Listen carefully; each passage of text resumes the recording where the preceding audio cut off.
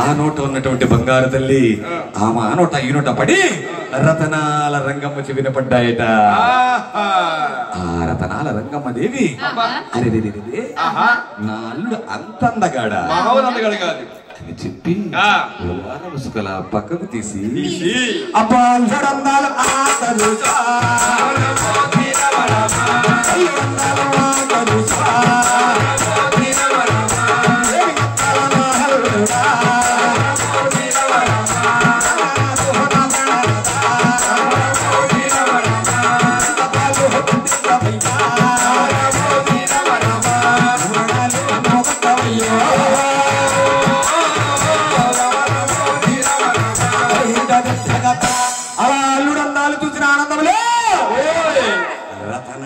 రంగమ్మ దేవి ఎవరిని మరిచిపోయిందయ్యా?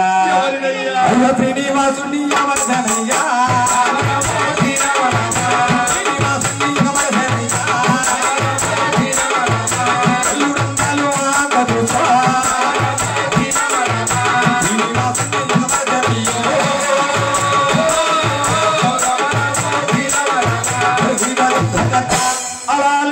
చూసిన ఆనందంలో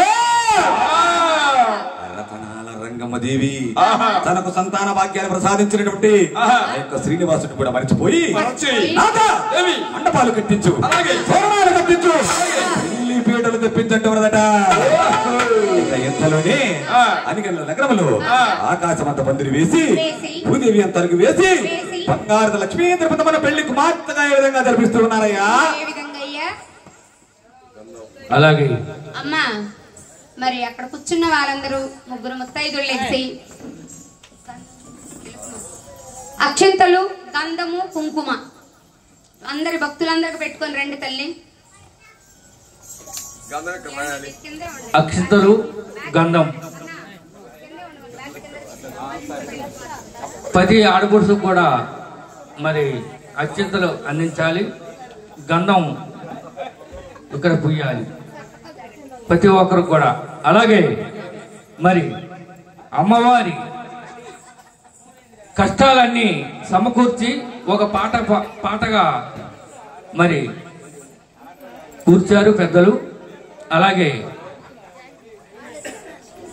అమ్మవారి జై తిరుపతమ్మ తల్లికి, జై గోపయ్య స్వామికి, జై అంకమ్మ తల్లికి. హలో హలో జై తిరుపతమ్మ తల్లికి, జై గోపయ్య స్వామికి, జై అంకమ్మ తల్లికి.